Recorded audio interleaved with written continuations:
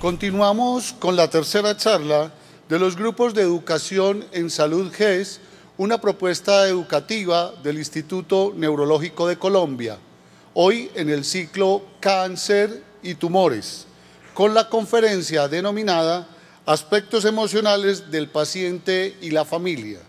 Esta conferencia está a cargo de la doctora María Luz Dey Garzón Giraldo.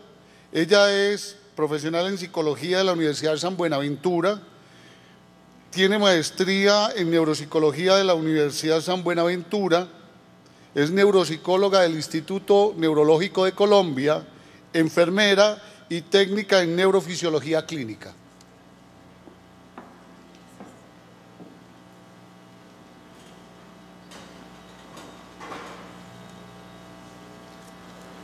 Buenos días. Recibir la noticia de padecer un tumor cerebral en cualquier ser humano implica un evento vital. Algunos pacientes lo consideran un evento vital traumático. La forma como la persona afronta el diagnóstico depende en gran medida de la forma como haya recibido la noticia, pero también depende de diferentes aspectos que tienen que ver con la capacidad perceptual, con la forma como la persona percibe las dificultades y la forma como la persona se enfrenta a situaciones de incertidumbre. Tienen que ver con esta forma como la persona afronta el diagnóstico, con el autoconcepto, la autoestima, las capacidades y las limitaciones y la forma como enfrenta los miedos. Cuando hablamos del autoconcepto, hablamos de la forma como una persona se percibe a sí misma. Cuando hablamos de la autoestima, hablamos del sentimiento de valía y del amor que un ser humano tiene por sí mismo. La autoeficacia tiene que ver con el reconocimiento de mis capacidades, o sea, las capacidades que cada ser humano tiene y el reconocimiento también de sus propias limitaciones. El miedo es una emoción primaria. Dentro de las emociones primarias hay varias, ¿cierto? Pero ante un diagnóstico como este, la presencia de un tumor cerebral, la emoción primaria que más sale a flote es el miedo. El miedo nos sirve para defendernos del peligro. Si estamos en este auditorio y suena una alarma, todos nos ponemos alerta y nos preparamos para salir corriendo, probablemente, sí. Es adaptativo, sí, sentir miedo es normal en todo ser humano cuando hay un evento nuevo o cuando se presenta una enfermedad nueva, como es el caso pues que nos convoca hoy. Pero cuando ya los niveles de ansiedad se prolongan en el tiempo y se generalizan a otras áreas del funcionamiento, ya no se considera adaptativo. Los niveles de ansiedad altos dificultan el proceso de recuperación y ya más adelante lo vamos a ver. Cuando una persona recibe un diagnóstico de esta índole, hay varios aspectos que exigen que la persona desarrolle ciertas estrategias de afrontamiento que le ayuden a empezar a asimilar la enfermedad y a aceptarla. Inicialmente pueden aparecer sentimientos de desesperación, agobio, sí. El paciente se va a ver sometido a cierta cantidad de estímulos. Lo llamamos los psicólogos, los neuropsicólogos, lo llamamos sobrecarga sensitiva. Tiene que ver con todos los procedimientos y todos los sometimientos a todos los diagnósticos, ayudas diagnósticas, procedimientos. Algunos procedimientos dolorosos, otros no dolorosos, pero muy incómodos. En algunos procedimientos el paciente va a requerir ayuno, va a requerir trasnocho, va a requerir un acompañante permanente. Todos esos estímulos, todas esas incomodidades generan angustia no solamente en el paciente, sino también en la familia. Para las personas que trabajan en el área de la salud, para el personal médico y paramédico, esta parte es muy importante, porque no es lo mismo un paciente que se tiene que hacer un examen ocasional y de vez en cuando a un paciente que está en el proceso de búsqueda y diagnóstico y aclaración de un diagnóstico que va a ser sometido a múltiples procedimientos. El estrés es necesario, ¿cierto? El estrés nos permite ser funcionales hasta cierto punto. Un estrés que te permite ser funcional y solucionar problemas ayuda a que la persona sea eficiente.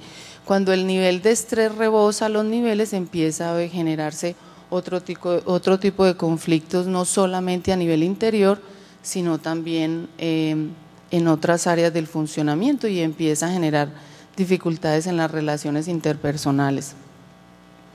El dolor es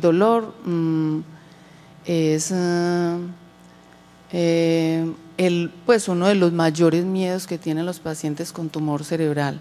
Los pacientes que padecen un tumor cerebral pueden tener entre el dolor muchas otras alteraciones y secuelas secundarias al tumor. Puede haber problemas perceptuales, problemas de memoria, problemas en la concentración, y en algunas personas pueden aparecer limitaciones físicas, parálisis en uno de los dos lados del cuerpo, parálisis en la cara, dificultades para hablar, dificultades para la concentración. Entonces, cuando hablamos de dolor, no solamente hablamos del dolor físico que puede desencadenar un tumor cerebral, que el mayor síntoma es la cefalea, o sea, el dolor de cabeza. También puede aparecer el dolor psíquico, que es muchas veces el que más incrementa el dolor físico o el dolor de cabeza. Los problemas de la imagen corporal tienen que ver con lo que yo les decía ahorita, que algunos pacientes con tumores cerebrales hacen pues otro tipo de manifestaciones físicas, como son la parálisis de uno de los dos lados del cuerpo, o también la presencia de movimientos anormales, dificultades para la marcha, movimientos involuntarios. La soledad también exige que el paciente desarrolle otras estrategias de afrontamiento, debido a que en algunas ocasiones no todos los pacientes son pacientes solitarios. Hay pacientes que tienen muy buen acompañamiento de la familia y que tienen muy buenas redes de apoyo social, pero el solo hecho de que una persona se tenga que hospitalizar, ya eso lo hace alejarse como de su rutina diaria, de los compañeros del trabajo, lo obliga como a estar más solo cuando solamente hay un cuidador permanente. En una persona que tiene una hospitalización corta, puede haber un cuidador permanente y la familia se centra como en el paciente, y al principio hay muchas visitas. Cuando es una hospitalización prolongada, va pasando el tiempo y la gente se va dispersando, y ya el paciente, digámoslo así, no recibe tanto acompañamiento como en un momento inicial. Entonces la soledad casi siempre viene con este tipo de enfermedades crónicas. Claro que ahora, con todas las alternativas de tratamiento que hay, ya algunos pacientes se recuperan pues en menor tiempo y con más facilidad, ¿cierto? Entonces el proceso de recuperación no siempre se hace tan extenso. Los síntomas cognitivos y el comportamiento son los indicadores más precoces de los tumores cerebrales, aunque dichos cambios varían dependiendo de la velocidad de crecimiento, la ubicación y la extensión del tumor. Los cambios del estado de ánimo, como la ansiedad y la depresión, son los que más se encuentran asociados. En los pacientes que tienen tumores cerebrales, la depresión y la ansiedad casi siempre aparece como un síntoma inicial antes de que empiecen a aparecer los otros síntomas. Es lo que la literatura más muestra pues como a lo largo de todas las investigaciones.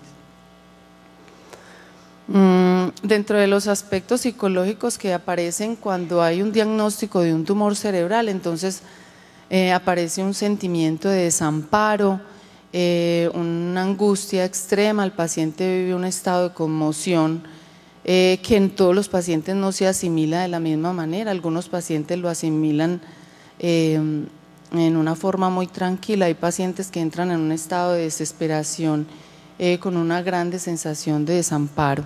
Cuando hablamos de desamparo, no hablamos solamente del abandono que el paciente puede tener de sus seres queridos y de las personas que lo rodean, sino que también hablamos de desamparo cuando el sistema de seguridad social no le brinda al paciente todos los apoyos y todas las ayudas, y no se gestiona con la velocidad que el paciente necesita todos los apoyos pues para el diagnóstico y para el tratamiento.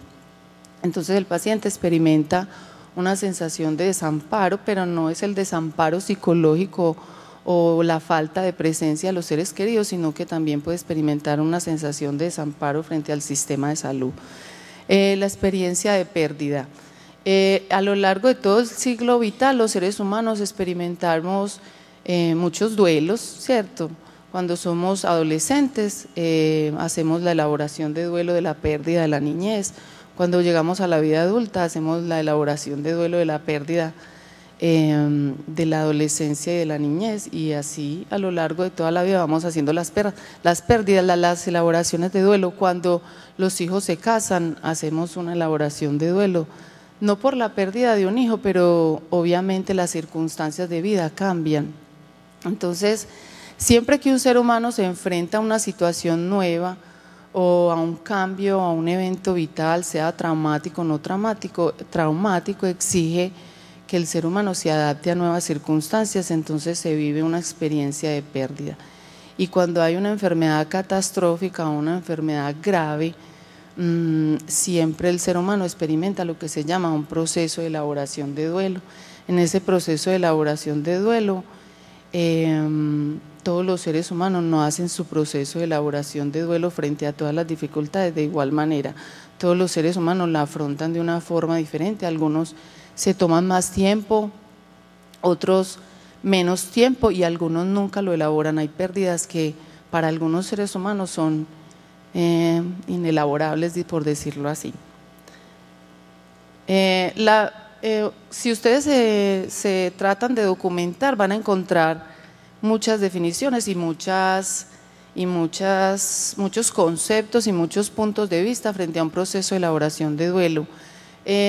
Yo cité a la doctora Elizabeth Kluber porque es la persona que le hace más un enfoque psicológico a los procesos de elaboración de duelo y es como la que más ha sobresalido cuando se habla de elaboración de duelo.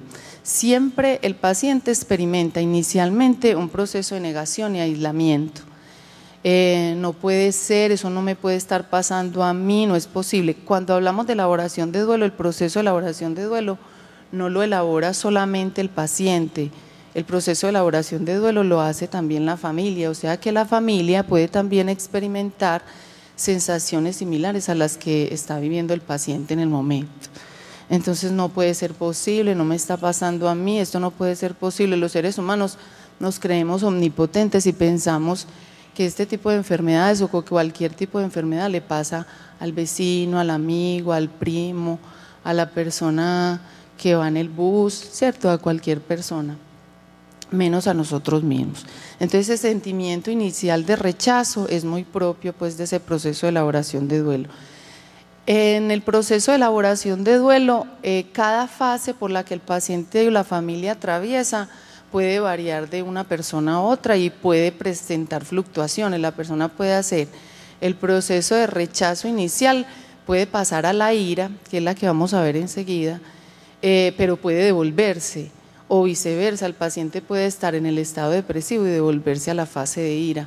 En la fase de ira hay un sentimiento de irritabilidad que uno escucha muchas veces en los familiares: ay, no le hable, no le vaya a decir nada, déjelo quietecito, no le vaya a decir eso que está, que no se le puede decir nada, porque aparecen sentimientos de mucha irritabilidad, conductas de mucha irritabilidad y el paciente realmente siente mucha rabia, porque es que a uno lo desacomoden de estar bien, de tener una buena calidad de vida, de ser independiente en todas sus actividades de la vida cotidiana y de poder salir solo y de ir y venir solo sin la ayuda de nadie. A nadie le gusta, ¿cierto? A nadie le gusta perder eso. Entonces el paciente tiene que hacer una reacomodación y de alguna manera empezar a depender de otra persona, porque muchas veces, la mayoría de las veces requiere un cuidador permanente, o ya la familia no lo deja salir solo, porque dice: yo no lo dejo salir solo porque se pierde, yo no lo dejo salir solo porque me da miedo, porque bota la plata, yo no lo dejo salir solo porque está muy agresivo y cualquier cosa que le dicen en la calle se pone a pelear. Entonces siempre hay ese proceso de esa aparición de ese sentimiento de ira, que es una forma de rechazo pues frente a la enfermedad. Luego aparece ya un estado de pacto, negociación. Es como si la persona dijera: bueno, yo acepto, lo acepto, acepto que tengo el tumor, voy a mirar a ver qué puedo hacer con él, pero por lo menos contróleme en el dolor, por lo menos evitemos que la enfermedad genere más problemas a nivel comportamental o a nivel neurológico, que no me dañe otras áreas del cerebro. El sentimiento de depresión, entonces, también, la depresión también es una emoción primaria. La depresión nos ayuda a los seres humanos a restablecernos para volver a empezar. Volver a empezar no es fácil, y menos cuando se tiene un diagnóstico de este tipo. A algunos pacientes les cuesta más que a otros. Si la persona ha tenido antecedentes de depresión a lo largo de toda su vida, probablemente le cueste más pasar a la fase siguiente. Y por último aparece el proceso de aceptación, que es donde el paciente ya adopta pues la enfermedad como propia de sí y trata de empezar a mirar qué va a hacer con ese diagnóstico y qué alternativas de tratamiento pueden ofrecerle. Hoy día muchas, ¿cierto? La radioterapia, la quimioterapia, las personas que trabajan en el área de la salud saben que hay pacientes con tumores cerebrales que probablemente tenían un muy mal pronóstico y el paciente se recupera satisfactoriamente, y son pacientes que se pueden reincorporar a su vida laboral, volver a ser personas independientes, autónomas en sus actividades de la vida cotidiana, probablemente con algunas secuelas, pero mínimas, ¿cierto? Pero es algo pues importante y muy satisfactorio tanto para la familia como para el paciente. Entonces, contemplar la posibilidad de que puede haber una recuperación. Digamos que los especialistas del área de la salud nunca le van a decir a un paciente, es que usted va a quedar totalmente íntegro. No creo pues que eso suceda. Siempre que hay un tumor cerebral puede haber algunas secuelas, no solamente físicas, sino también a nivel emocional y a nivel cognitivo, ¿cierto? Cuando hablo de cognitivo, hablo de los procesos de memoria, del lenguaje, los que había mencionado inicialmente. Pero siempre hay que conservar la esperanza y pensar en que va a ser lo menos grave posible. Bueno, dentro de los procesos de elaboración de duelo, entonces encontramos el duelo simple, el duelo complicado y el duelo extremo. En el duelo simple es el que se puede elaborar en buenas condiciones, el duelo complicado es el que se dificulta la elaboración. En un proceso de elaboración de duelo simple, el paciente se puede tardar aproximadamente entre 4 y 6 meses. En un proceso de elaboración de duelo complicado, y si el paciente tiene de pronto sus antecedentes depresivos, el paciente tiene más dificultades para ese proceso de elaboración de duelo, se puede tardar entre 1 año y 1 año y medio. Y hay duelos extremos que son tan difíciles que no se pueden dar, que son cuando el tumor cerebral desencadena pues la pérdida de la vida, y cuando en casos extremos, saliéndonos pues como de un poquito del tema, por ejemplo en familias donde hay un ser querido que desaparece y nunca se supo si el paciente, si la persona murió o no murió, si lo asesinaron o si la persona, pues nunca se supo. Para la familia de ese paciente es más difícil hacer un proceso de elaboración de duelo, y hay mamás que nunca lo hacen, siempre conservan la esperanza de que ese hijo vuelva, ¿sí? Entonces esos son los duelos extremos. Recuperar la esperanza requiere una meta objetiva, alcanzable para el enfermo, ayuda a que él y la familia mantengan expectativas realistas frente a su estado de salud. Por lo tanto, se procura metas en el mediano y en el corto plazo. Perdón.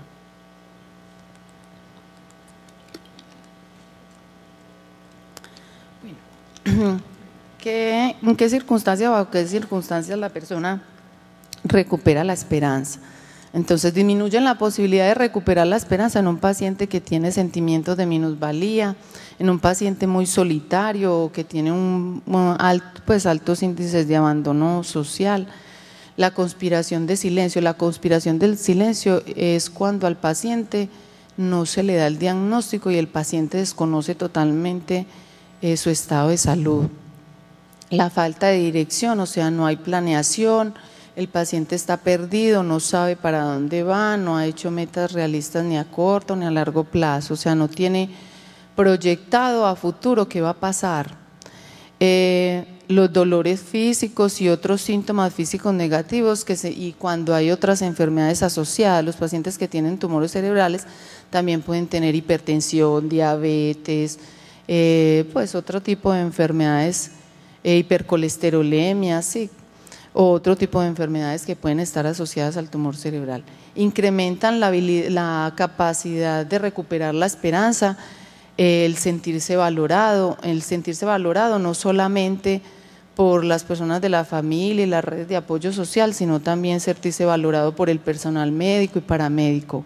Unas buenas relaciones interpersonales, relaciones familiares estrechas, el buen humor también ayuda a que la persona se recupere más rápidamente, objetivos realistas, o sea, asumir una posición realista frente al futuro, y la ausencia de dolor y la comodidad física también ayudan a que el paciente haga ese proceso de elaboración de duelo con más facilidad. Hablábamos de la conspiración silenciosa, yo me quise detener un poquito ahí porque a mí no me gustaría, y me disculpan que hable en primera persona, no me gustaría que si tengo una enfermedad me la nieguen o me la escondan. El paciente, dentro de los derechos que el paciente tiene, está el derecho a saber el diagnóstico y a saber la verdad y a conocer su estado de salud. La familia muchas veces lo hace, no lo hace de mala fe, la familia muchas veces esconde el diagnóstico tratando de proteger psíquicamente al paciente porque piensa bien deprimido y le decimos la verdad, se va a acabar de empeorar. Pero un paciente al que se le niega la verdad de un diagnóstico difícilmente puede hacer un proceso de elaboración de duelo. Entonces, fuera de que es un derecho que el paciente tiene, la verdad ayuda a que el paciente se libere de tensiones, de dificultades, le ayuda al paciente a que haga un mejor proceso de elaboración de duelo frente a esa enfermedad, frente a la aceptación del tumor cerebral. Hay estados emocionales que pueden prevenir el cáncer, entonces como hablábamos pues como del tratamiento y de las formas de hacer el manejo ya en el momento en que el paciente tiene el tumor, también hay unas formas que pueden ayudar. Estamos en promoción y prevención, ¿cierto? Entonces estamos tratando de que también las personas identifiquen qué cosas les pueden ayudar a mejorar tanto sus condiciones de vida como a prevenir enfermedades cancerígenas, ¿cierto? Hay estados emocionales que pueden prevenir el cáncer, sí. Yo creo que la mayoría de ustedes han escuchado hablar de los tipos de personalidad que son más propensos al cáncer, pero en términos muy generales y para no hablar de tipos de personalidad porque el tiempo es corto, entonces en quienes se ha encontrado o que ha mostrado la literatura que son las personas que menos riesgo de cáncer tienen, de los pacientes o las personas que tienen una buena conciencia emocional. La conciencia emocional hace referencia a la capacidad que un ser humano tiene para reconocer sus propias emociones y para reconocer las de los demás. Si yo tengo ira, entonces yo digo, yo tengo ira, ¿yo por qué tengo ira? ¿Qué es lo que me desagrada? ¿Qué voy a hacer con esta ira que tengo y cómo la voy a manejar? O sea que ahí entra también la capacidad para controlar las emociones. Si yo tengo miedo, entonces ¿qué me está generando el miedo? ¿Por qué estoy sintiendo tanto miedo? ¿De dónde se desencadena ese miedo y qué voy a hacer con ese miedo que estoy teniendo en este momento? Ayuda a que haya una mejor regulación de las emociones y que la persona no deje que las emociones primarias se vuelvan desadaptativas, es decir, por ejemplo, que la ansiedad, que el miedo se vuelva ansiedad, que la tristeza se vuelva depresión, que la ira se vuelva irascibilidad o agresividad y así por el estilo. Bueno, las personas que tienen una buena autonomía personal son personas que son muy independientes, muy autónomas, muy dueñas de sí mismas, direccionan su propia vida, pero saben pedir ayuda en el momento en que lo necesitan, o sea, no se van al lado de la autosuficiencia. Una persona autosuficiente no se deja ayudar, no se deja guiar, cree que todo lo puede y se cree omnipotente. La persona que tiene una buena autonomía personal es una persona que se hace responsable de sí mismo, de sus propios actos y de su propia vida, pero cuando requiere ayuda la pide y la acepta, y acepta que a veces es necesario pedir ayuda y depender de los demás. Una persona que está enferma y que no está en unas óptimas condiciones de salud siempre va a requerir o un acompañante o un cuidador permanente. porque hay exámenes a los que no les permiten al paciente ir solo y tiene que ir acompañado, quiera o no quiera, ¿cierto? Entonces también hace parte de tener esa capacidad de dejarse ayudar si se necesita dejarse ayudar. Y factores protectores, que ya son factores protectores más externos, pero que para los seres humanos son muy importantes, incluye una estabilidad laboral, una satisfacción con el grupo familiar, redes de apoyo social satisfactorias, estabilidad emocional o estabilidad en la relación de pareja, una buena salud de los hijos, son otros factores que ayudan a que la persona tenga pues, mejor pronóstico frente a algunas enfermedades cancerígenas. Y ya frente a los rasgos de personalidad y otros, pues como otros aspectos que debemos conocer que pueden desencadenar enfermedades cancerígenas, entonces están los pacientes que han tenido rasgos depresivos y que han tenido tendencia a la depresión a lo largo de toda su vida, son personas que tienen más riesgo de padecer tumores cerebrales y otras enfermedades cancerígenas. Las personas que necesitan mucha aprobación social o mucha aprobación externa, que son muy dependientes emocionalmente, las personas que manejan niveles altos de ansiedad, las personas que son muy irritables, muy agresivas, las personas que no tienen capacidades ni habilidades para controlar las emociones, las personas que no controlan el estrés y que mantienen niveles de estrés permanentes a lo largo de toda su vida y que mejoran muy poco por algunas épocas, son personas que casi las otras personas que están alrededor de ellos casi siempre hacen la lectura de que son personas muy estresadas, así las llaman, ¿cierto? Es que ese es muy estresado. Y las personas que hacen evitación emocional, o sea, las personas que tienen dificultades para reconocer sus propias emociones, para regularlas y para hacer una buena lectura de ellas. Lo que debemos conocer con respecto al cáncer: la aceptación del problema, la resignación, la actitud de no lucha ante el cáncer son variables que han sido consideradas como prevalentes en la recurrencia del cáncer y en una peor evolución. Gracias por su asistencia.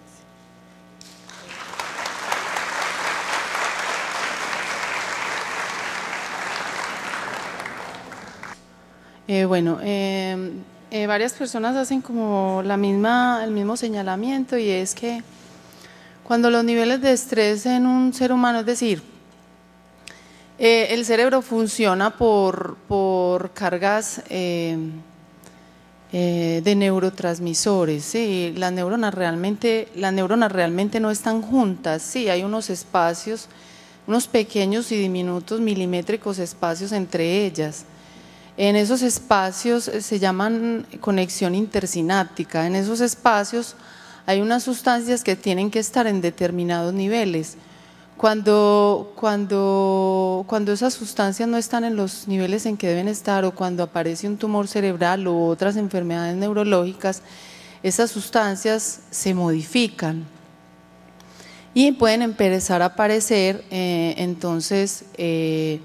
niveles altos de ansiedad. Es decir, cuando una persona tiene problemas de ansiedad y de depresión, en algunas ocasiones no es que la persona realmente se quiera sentir así, es que la persona realmente no tiene los niveles suficientes de dopamina a nivel cerebral que le permiten tener un nivel de motivación óptimo para sus actividades de la vida cotidiana, y esto genera dificultades también en el procesamiento de la información.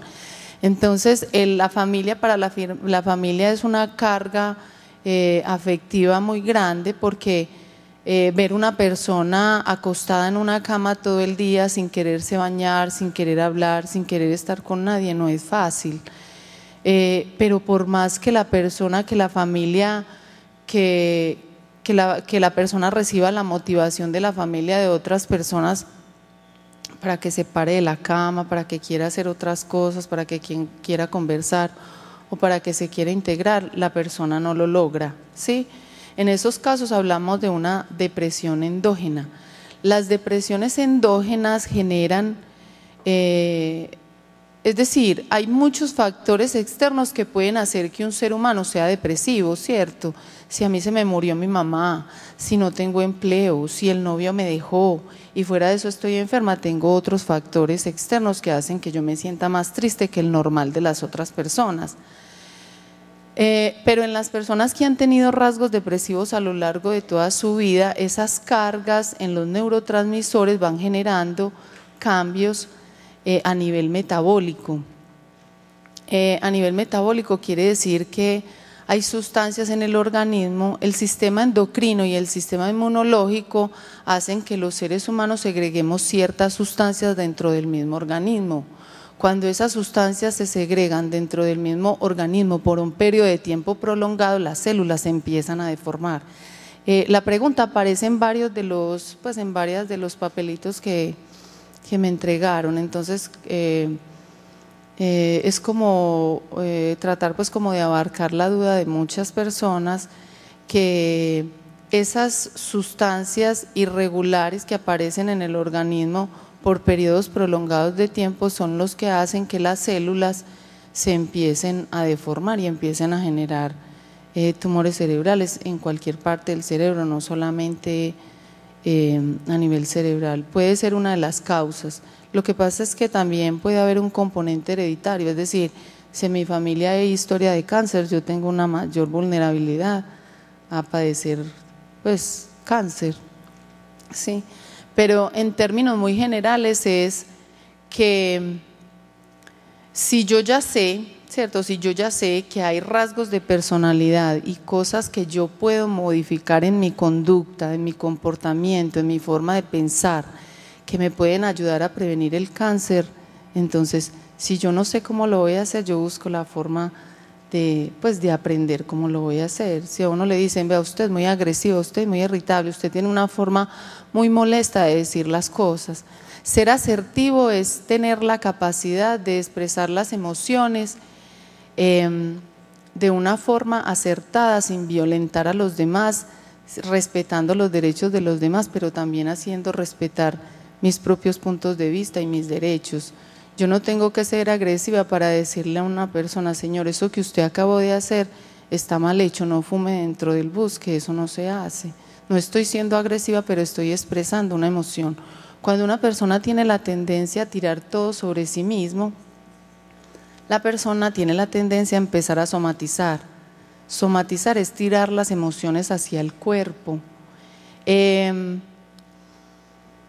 Entonces a mí me da mucha rabia con mi mamá porque mi mamá no me deja dormir después de que salgo trasnochada y no soy capaz de conciliar con ella para que ella deje de hacer bulla mientras yo salgo trasnochada. Mamá, deje para arreglar la cocina más tarde, que yo ahorita me levanto y le ayudo. Sí, que si usted se levanta y la coge a gritos y le dice váyase, déjeme tranquila, sí, es una forma no apropiada de canalizar las emociones. Si yo tengo mucha rabia y no lo expreso y me quedo callada y me aguanto, entonces esas emociones van hacia el cuerpo y me duele la cabeza, me duele el estómago, se me distiende el colon, me da estreñimiento, me duelen los brazos, sí. Es decir, el cuerpo habla, el cuerpo busca la forma de sacar esas emociones por algún lado. Entonces en esa represión constante, y si es una persona que tiene la tendencia a reprimir y a reprimir y a reprimir constantemente, la persona va dañando su propio organismo y aparece entonces este tipo de enfermedades. Por aquí había algo sobre qué hace uno para no transmitir al paciente la tristeza o al familiar la tristeza que está sintiendo, ¿cierto? Lo que hablábamos ahorita. En un proceso de elaboración de duelo, no solamente elabora el duelo el paciente, elabora el duelo también la familia, sí, pero como yo les decía al principio, o sea, todos los seres humanos no percibimos los estímulos amenazantes de la misma manera y no reaccionamos ante el estrés de la misma forma. Los seres humanos, en una misma familia puede haber personas que hacen el proceso de elaboración de la enfermedad en 3 meses y hay otras 2 o 3 personas que hacen el proceso de elaboración, que pasa 1 año y todavía no han hecho ese proceso de elaboración de duelo, o sea, todavía no aceptan que el paciente tiene un tumor cerebral. Al paciente lo intervienen quirúrgicamente, queda, digamos así, con una hemiparesia derecha, o sea, con una parálisis del lado derecho, o sea, que no pudo volver a escribir con la mano derecha. Y el paciente que se niega a aprender a escribir con la mano izquierda, después de que sabe que su limitación derecha no le permite escribir con la mano izquierda, es un paciente que tiene más dificultades en el proceso de elaboración de duelo. Todos los seres humanos no asimilan de la misma manera, y uno ve pacientes que han sido intervenidos quirúrgicamente o que han sido sometidos a múltiples tratamientos que en 3 meses ya están reincorporados a su vida laboral y ya salen solos a la calle y ya aprendieron a escribir con la mano izquierda y se hacen todo, ellos mismos se bañan, ellos mismos se afeitan, ellos mismos se recortan las uñas. Entonces, esas diferencias frente a la enfermedad, digámoslo así, son aceptables, pero también es importante que la familia aprenda que de el esmero que muestren en hacer ese proceso de elaboración de duelo, eso se proyecta también al paciente. Una familia que asume la condición que queda después de un evento vital como este, que lo acepta con más facilidad, obviamente para el paciente va a ser más benéfico. Una familia que le da un buen soporte social al paciente, que le da un buen acompañamiento, que hace un proceso de elaboración más simple, para el paciente se vuelve más simple. Un cuidador depresivo ayuda a que el paciente se sienta más deprimido, entonces para el paciente también va a ser más difícil. Bueno, y por ahí aquí aparecía otra también sobre las redes de apoyo social. Las redes de apoyo social tienen que ver con todas las ayudas sociales con las que el paciente cuenta después de que sufre este tipo de noticia o que recibe un diagnóstico como este, que las personas sepan estar ahí cuando uno está aliviado, cuando uno tiene un empleo estable, cuando está bien. Es fácil, ¿cierto? Pero los verdaderos amigos se conocen en los momentos difíciles, sí. Por eso yo les decía ahorita, un paciente que tiene una hospitalización prolongada es un paciente que en un momento inicial los compañeros del trabajo lo van a visitar, los compañeros de estudio lo van a visitar, la familia va a estar ahí como muy centrada en él, sí. Cuando es una hospitalización muy prolongada, cuando es una enfermedad muy crónica o cuando el paciente queda con secuelas graves después de la enfermedad y el paciente requiere estar en una cama, o sea, entra a un estado terminal, las personas se van alejando, ¿sí? ¿Por qué son importantes las redes de apoyo social? Redes de apoyo social no es solamente el que va y visita al paciente y le lleva una frutica, no. Es una llamada, es una voz de aliento, es venga, vamos a dar una vueltecita, pues como algo que ayude al paciente a que se sienta más motivado y que ayude a mejorar esos niveles de motivación para que el paciente se sienta mejor desde el punto de vista emocional.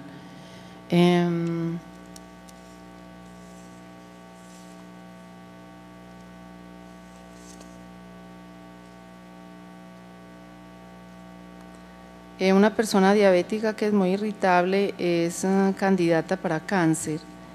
Es decir, la diabetes es una patología independiente pues del cáncer, ¿cierto? Hay pacientes que que generan cáncer de páncreas y son diabéticos, pero digámoslo así, no tiene una estrecha relación lo uno con lo otro, se puede presentar, porque una persona diabética puede presentar cáncer en cualquier parte del organismo. Más que todo es la irritabilidad. Cuando una persona ha sido irritable a lo largo de toda su vida, ha sido una persona temperamental, lo que la llamamos temperamental, es una persona que puede tener ese rasgo de personalidad, y es un rasgo de personalidad que puede tener un componente hereditario si en su familia ha habido personas de carácter fuerte, ¿sí? Pero una persona que se torna irritable de cierto momento para acá o de cierta etapa de su vida para acá, es decir, una persona que ha sido muy tranquila y que ha sido muy laxa y que las personas la perciben como una persona muy sosegada y que de un momento a otro empieza a tener conductas de irritabilidad y de agresividad y a contestar mal cuando se le habla, ahí hay que pues como cuestionar, porque si es algo que es de la personalidad del individuo y está con él desde sus primeros años de infancia, es decir, es una conducta que la persona puede modificar si se propone hacerlo, ¿cierto? Es aprender a ser asertivo. Aprender a ser asertivo, repito, es la capacidad de expresar sus emociones, respetando los derechos de los demás y exponiendo su punto de vista sin violentar al otro. Pero cuando la irritabilidad es un síntoma que aparece de cierto tiempo para acá, casi siempre se considera un síntoma depresivo o un síntoma de ansiedad. Entonces, para mirar esos síntomas así aislados uno por uno, habría que mirar como muy específicamente en cada persona cómo se manifiesta el síntoma. Bueno, hasta aquí yo espero que si algo de lo que conversamos hoy o de lo que ustedes aprendieron hoy o de la información que recibieron hoy ayuda a que ustedes hayan caído en cuenta de algunos errores que probablemente hayan cometido o les haya quedado ahí como la inquietud de si deben o no modificar alguna conducta, de si han cometido errores, por ejemplo, de pronto con algún familiar o con un paciente enfermo o en condición de tumor cerebral. Entender que el ser humano puede modificar su conducta, puede mejorar y puede tener una mejor calidad de vida y una mejor salud mental, por eso están acá, ¿cierto? Yo les agradezco la asistencia.